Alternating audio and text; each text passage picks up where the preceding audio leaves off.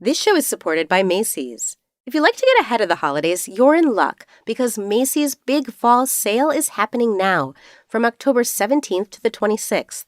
Stock up early on everything you need for the holiday season at 40 to 60% off. Dresses and suits for parties, handbags and diamonds for gifts, cozies for kids. Make Macy's your one-stop shop this season. Don't miss their Big Fall Sale from October 17th to the 26th. Shop at Macy's.com or in-store. Support comes from Dakota State University. What happens when you unite dynamic minds with one revolutionary vision? A rising force on the cutting edge of everything. From a little university on the prairie to a cyber powerhouse of the plains, we're proving the nation's best cyber can come from where you least expect it. Now, we're molding the future of cyber, AI, and quantum computing one graduate at a time. See what Dakota State University is building next at dsucyber27.com. Hello and welcome to This Day, a history show from Radiotopia. My name is Jody Avirgan. This day, October 1982, protesters in North Carolina are in the second month of a long fight against a toxic landfill in their community. This is the story of Warren County, North Carolina, a rural community located in the north of the state. For those of you who kind of know the geography, it's right on the Virginia border, maybe an hour or less northeast of Raleigh-Durham. Warren County was majority black, about 75%, most residents at or below the poverty line.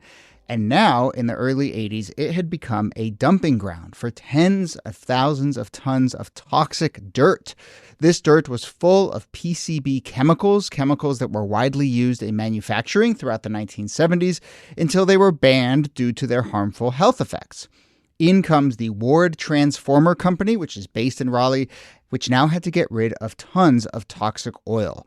We will get into their very sketchy plan for how to get rid of that toxic oil, like Hall of Fame corporate sketchiness, in my opinion. And then we will get to how all of this implicated the people of Warren County, who then fought back, mounted protests, and in many ways set the blueprint for fighting back against what we now have a term for, but didn't really at the time, environmental racism. Here to discuss, as always, Nicole Hemmer of Vanderbilt and Kellie Carter-Jackson of Wellesley. Hello there. Hello, Jody. Hey there. This is a remarkable story, lots of twists and turns, and yes, I would say Hall of Fame sketchy behavior. Who would have thought a chemicals manufacturing company would be up to no good? I do think every time listeners hear Ward Transformer Company, they should boo and hiss at home. Boo and hiss. Okay, great. Yeah, really. So let me give a little context on PCBs, and then we will talk about how Ward Transformer Company and then this town of Warren, which really kind of steps up in a really remarkable way. PCBs, polychlorinated biphenyls. I won't get into the chemical science of what they do, but they're basically used as like insulators and coolants in transformers and other electrical equipment, and were widely used in manufacturing throughout the 70s. And then it became pretty clear that these were incredibly toxic. And so in 1979, they were banned. They were, labeled as toxic, carcinogenic, exposure to them resulting in immune deficiency, causing cancer, other health effects. I think people know how notorious PCBs are at this point. And it kind of sets up, it's one thing to ban them and create regulation, but it also sets up this question of, well, these companies that have been using this in manufacturing since basically the mid-20s and now also have a bunch of toxic substances on their hand, what do they do to get rid of it? And I guess now is where people can boo and hiss. NIki, let's bring on the Ward Transformer Company, and specifically two employees of Ward who just kind of like know that the PCBs have been banned and kind of go rogue a little bit. Go a little rogue. I mean, I think feels very what? Feels very Aaron Brockovich. Yes. Feels super Aaron Brockovich. It's a reminder that they're like basically everything that American companies were putting into the air, soil, and water between like the 1920s and 1970s turned out to be just horrible cancer-causing toxins. But in this case, I don't know that they necessarily went rogue, because the company prices out how much it would cost to properly dispose of this PCB contaminated fuel. They were going to get a warehouse in Pennsylvania for storage, and then they were like, that cost way too much money. So that is when these two men come onto the scene, and they're like, well, there are cheaper ways to get rid of this. So to do this, the employees of the Ward Transformer Company, they modify a 750-gallon tanker truck. Basically, what they do is they put a nozzle on the back of it so that it sprays as it drives down the highway. This is basically a way of emptying those tanker trucks without having to store the contaminated fuel and the contaminated liquid anywhere. So they get 2 of those. And in June of 1978, they start spraying it on Fort Bragg. They basically are driving around northern North Carolina, spraying toxic oil out the back of a tanker truck. This is everywhere. insane. Yeah. This is insane. Like, for anyone, and it's not as though they're just spraying it on like some empty field where no one lives. Like, this is crazy. Doing it at Fort Bragg is part of the really strange thing here. Why are they like saying, let's go over to this federal facility and dump our toxic stuff there? I think they just thought it would be kind of empty. Yeah. And they probably would have continued with that plan, but the ground was so sandy that it was hard for them to get their trucks through. But also, you know how oil kind of pools on sand? It wasn't absorbing the liquid. Like, it was pretty evident what they were doing. And so they come up with a new plan, which is to use these trucks. And over the course of 2 months, they dump 12,850 gallons of this contaminated fluid all across North Carolina. They cross 14 counties, 210 miles of roadway over 51 different locations. They're dumping out this contaminated fuel. It's kind of like when you said it is corporate malfeasance of the top order. This is kind of, I don't know what you come to expect from corporations. Did you guys watch Captain Planet when you were a kid? No. Okay, I know of it, but no.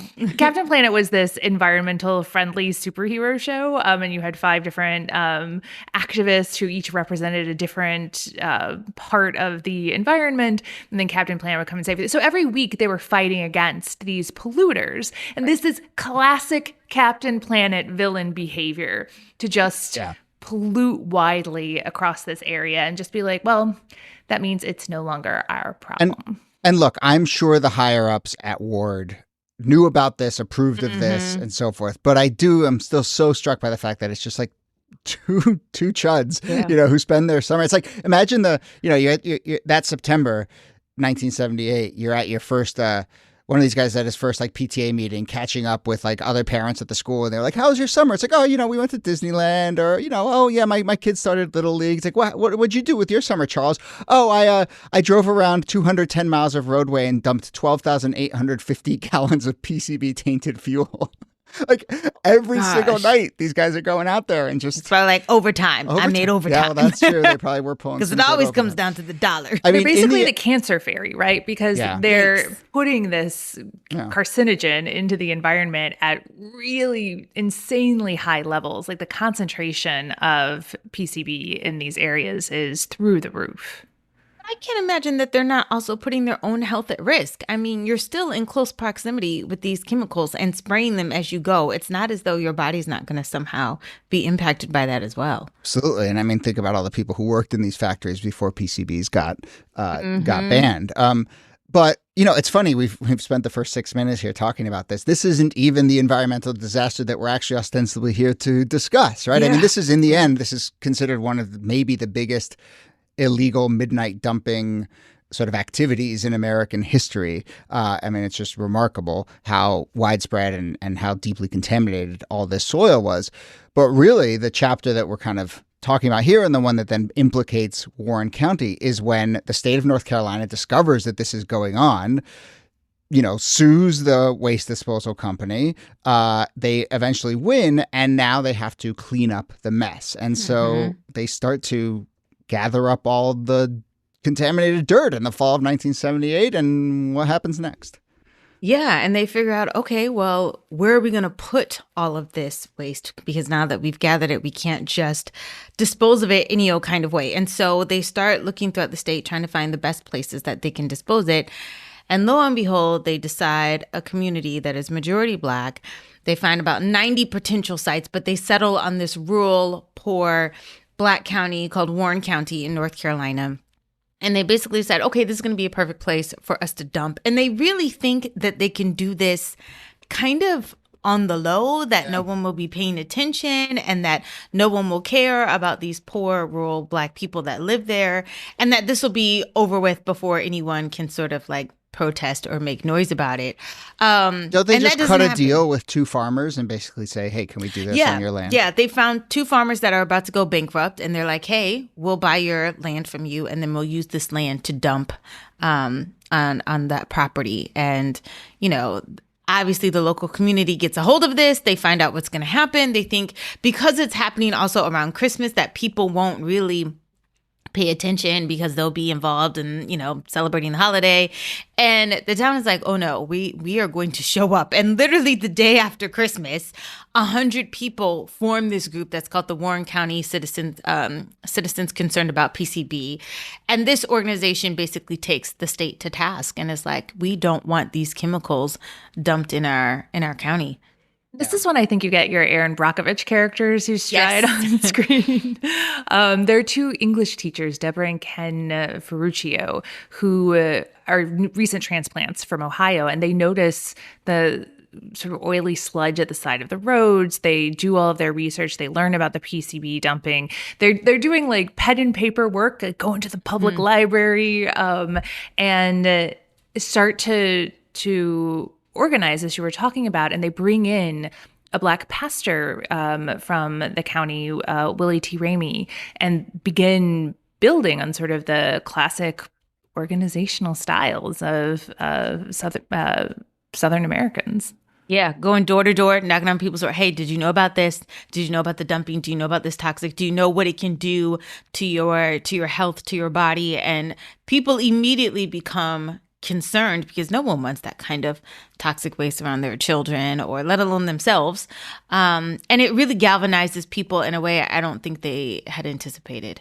I mean, if you were sort of creating the perfect lineup of small town organizers, you'd be like, okay, we need two teachers, then we need the pastor, then we need a couple farmers, a couple business leaders. But I mean, it's amazing how they just, they know how to work the avenues of power. But it is kind of amazing how they just assemble.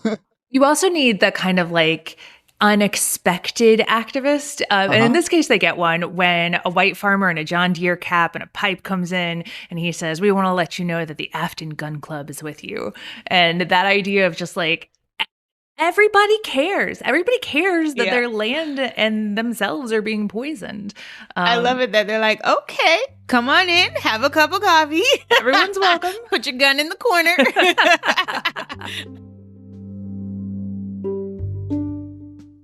Hi, I'm Mike Troy, host of the American Revolution podcast on the Airwave Media Network. This podcast is the origin story of the United States, how we went from colonies ruled by a king to the democratic republic that we have today. The American Revolution podcast tells the story of the revolution from beginning to end. Please subscribe for free. We're available on all major podcast platforms. I hope you will join me today on the American Revolution podcast. This day is brought to you by Quince, where you can find luxury, affordable wardrobe staples that'll carry you through the fall season. And not just you, but me, where I recently snagged a new pair of khakis. And not just you, not just me, but the whole This Day team. I have got everyone here hooked. NIki scored a flow knit full zip hoodie, which is a great sweatshirt for transition to the fall. She says it is smooth to the touch and that she is wearing it all the time, which I can attest to because I have seen her wearing it a number of times during our tapings. Kellie texted me that she has a navy blue button-down dress that has, wait for it, It has pockets. She says that people have been asking her nonstop where she got it. And the answer, of course, is she got it at Quince. Find all of your fall staples at Quince right now. Go to quince.com/thisday for free shipping on your order and 365-day returns. Now available in Canada, too. That's QUINCE.com/thisday to get free shipping and 365-day returns. Quince.com/thisday. Fall is here, and with it comes cooler nights, heartier meals, and the craving for something warm and satisfying, which is where HelloFresh comes in, bringing you comforting, chef-designed recipes and fresh seasonal ingredients right to your door. I will tell you one thing about comfort cooking in the fall. I love it, but it can be really time and labor intensive. Lots of time in the oven, soups, baking. Sometimes I want to be able to make something quick and delicious and hearty on a weeknight, and that's where HelloFresh is stepping up. They recently doubled their number of recipes, their biggest menu refresh ever, and I've been exploring a lot of the options, including the pescatarian options. HelloFresh is helping me eat more fish. The other night, I made some herby salmon with red pepper cream sauce, and it comes with couscous, and you roast up some zucchini and onions. It took just about half an hour for it all to come together, totally doable on a weeknight, but also satisfying to cook it with your hands rather than ordering food or making something out of the freezer. The best way to cook just got better. Go to HelloFresh.com/thisday10FM. You'll get 10 free meals and a free item for life, 1 per box with active subscription. Free meals applied as discount on first box. New subscribers only. Varies by plan. Once again, that's HelloFresh.com/thisday10FM. You'll get 10 free meals and a free item for life.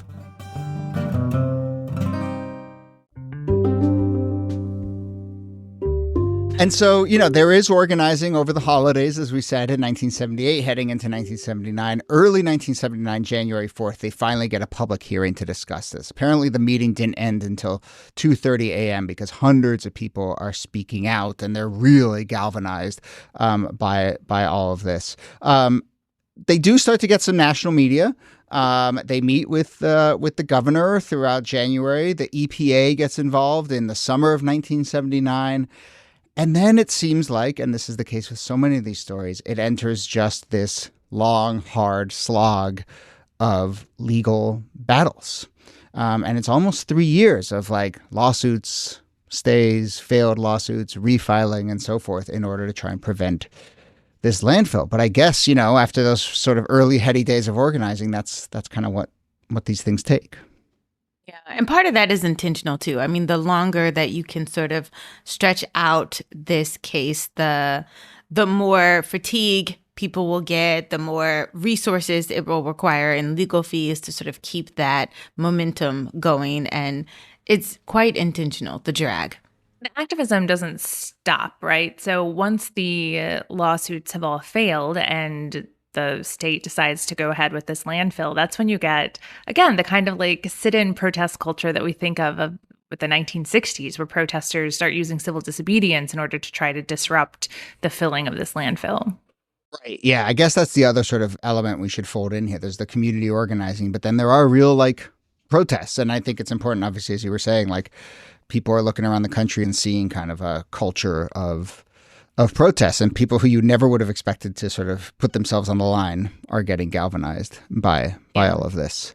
I love that it's very much a rainbow coalition too. Even though this is a predominantly Black county, you have Black people there, you have Native Americans there, you have young and old, you have white people who are there, you have white people who are for the first time going to Black church, sort of stepping over these invisible segregated lines and finding solidarity with people who all want the same thing, for this to be cleaned up properly and not in their backyard. What is your sense, the two of you, of kind of how much these protests were framed along racial injustice lines? I mean, we now have a term out there, environmental racism, that we kind of understand. But I think at the time that wasn't really new. I mean, I think you can sort of trace some of those concepts to these protests. But were people talking about it in racial terms? Was that an effective technique, or was it really just this is going to, this is the land, this is going to affect everyone?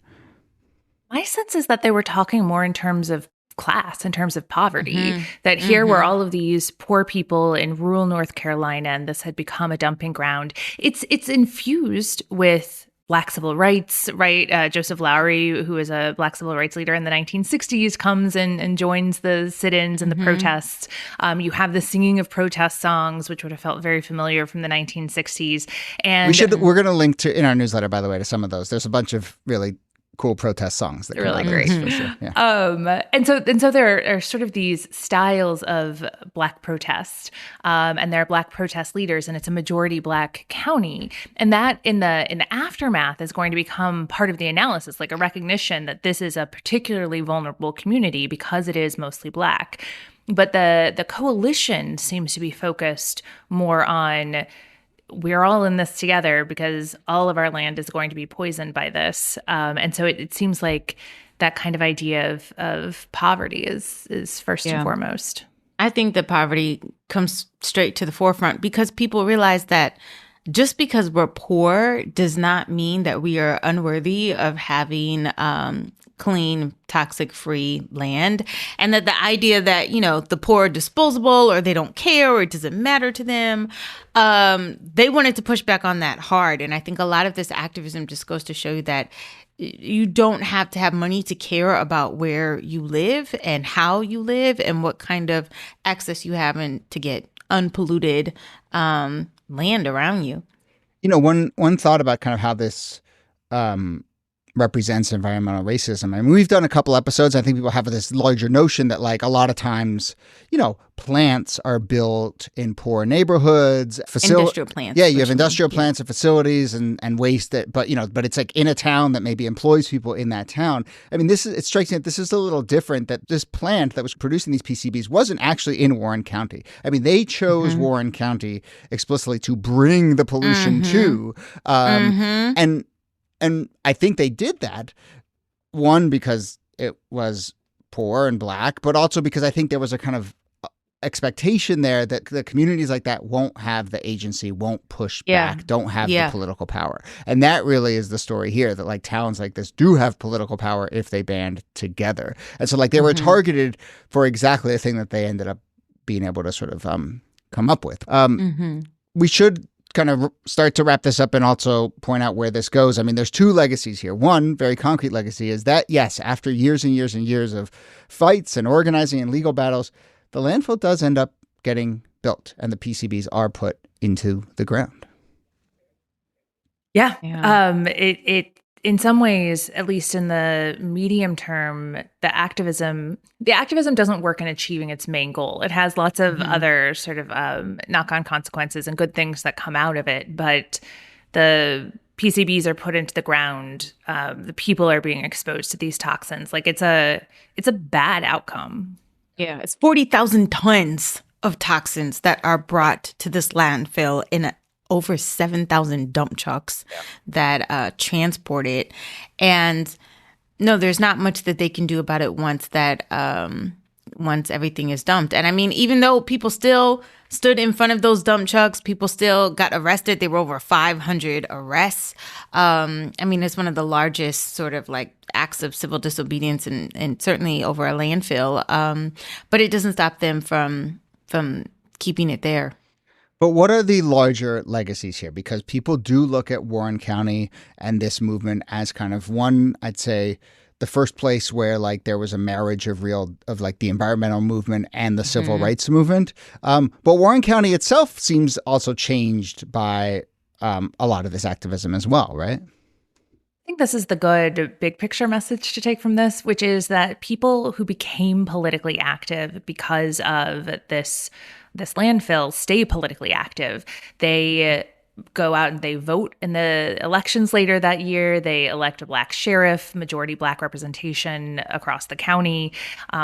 Voter turnout still today remains higher in Warren County than in other parts of the states. Like that's a real legacy of thinking of activism as a kind of small d democratic identity building is really helpful because it divorces it from whether you win or lose in your short-term goals and sets you up to become an active citizen moving forward. And that's what happens in Warren County. Yeah. And then the country changes too, right? Like the environmental justice movement emerges out of this. There are studies that take place. There are scholars and activists who latch onto this. There's this very famous book called Dumping in Dixie that sort of becomes the launching pad for the studies into environmental justice. The Bush White House, the first Bush White House, H.W. Bush, opens up an Office of Environmental Justice. Like, this becomes part of the language of the government in a way that is genuinely powerful. Yeah, I think that to me is something that is even more lasting. That even Clinton signs an executive order, which is a groundbreaking, that federal agencies have to identify and address like these disproportionately high adverse health outcomes and environmental effects, and that there are programs that will actually look after low-income people and people of color to protect their communities and keep them from being vulnerable to these kind of dumps. So Clinton signs that executive order in 94. Joe Biden signed an executive order prioritizing environmental justice in 2023. That was reversed or shut down back in February of this year. Shocking that didn't stay open. Yeah, shocking. But I will say it is notable, right? And we've talked about this a number of times on the show. PCBs originally banned by Ford. And, I think Nixon gets a lot of credit for his environmental legislation. And then, as you mentioned, NIki, it's the first George W. Bush in 1992 who first creates the Office of Environmental Justice. So there have been Republican presidents in the past who have recognized not just environmentalism, but the sort of racial and class components of the environmental movement and have acknowledged it. So, a reminder. Yeah, and it does take 20 years, but they eventually do clean up the landfill. So change comes slowly, but it did come. Yeah. Although I will say I was reading about the kind of cleanup and the effect, and I was curious about whether there had been long-term health effects here, right? I mean, obviously that was the concern, right? And we're now a couple generations after this. And one thing that a number of people have pointed out is that there have not been concerted, rigorous long-term studies of health effects in Warren County. And so when we talk about another component of environmental injustice, and feels very resonant to right now, when you take away the mechanism by which you even kind of measure outcomes, then that's another way that you create injustice. And I think that's what's happened in Warren County. It's like there isn't definitive proof that cancer rates are through the roof, but in many ways that's because they just didn't fund the studies. Yeah, no one got cancer. We didn't check, but no one got cancer. Yeah.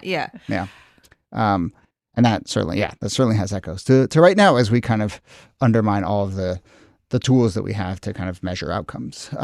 But can't put a number to it. It doesn't exist. Exactly. Yeah.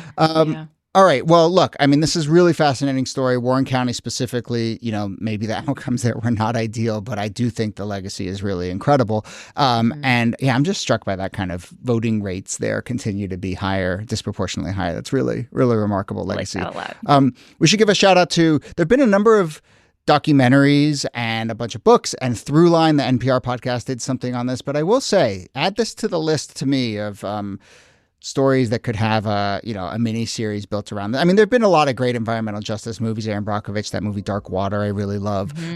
This one feels like it could be on there, especially that scene with the farmer and the John Deere cat sauntering into the meeting and putting his gun to the side. Yes. Joining up with the local black pastor. I mean, come on. You can build a whole series around one good scene. Yeah, yes, exactly. You really could. I'm with it. Yes. Yeah. All right. Well, I'm glad we got to this. Nicole Hemmer, thanks to you as always. Thank you, Jody. And Kellie Carter-Jackson, thanks to you. My pleasure. This Day is a proud member of Radiotopia, a network of independent, artist-produced podcasts.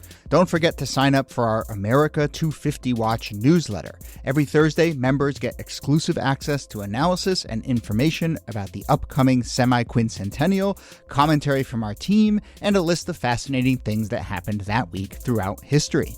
Join in, find out lots more at thisdaypod.com. You can also follow This Day Pod on Instagram, Blue Sky, and YouTube.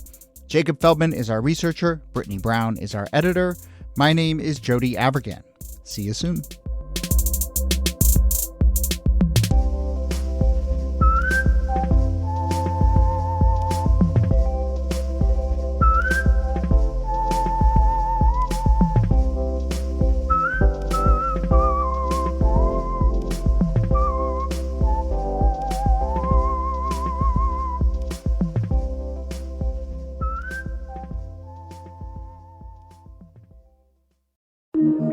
Radiotopia.